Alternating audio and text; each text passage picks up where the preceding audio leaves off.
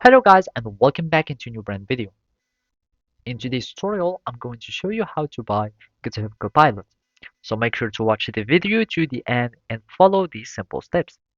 So basically now, all you need to do is just to go to Copilot so we can buy or having a premium plan.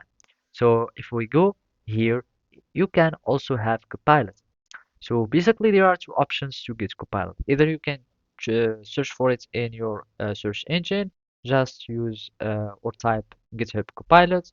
You click on GitHub Copilot. From there, you can see plans and pricing, and you can buy whatever you like. And of course, you will have already your account that will be connected in case you have already been connected into GitHub, or you can simply access to your Copilot from here. So you can just go and click Copilot and it will take you here.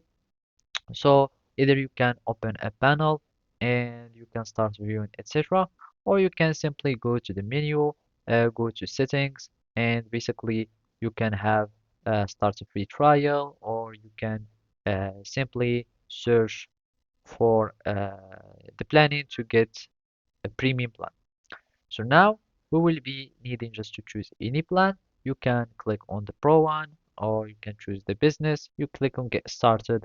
You will add your billing information and basically as you can see you can choose your plan either yearly or monthly.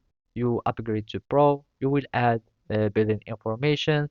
You will confirm. So as you can see this is the checkout.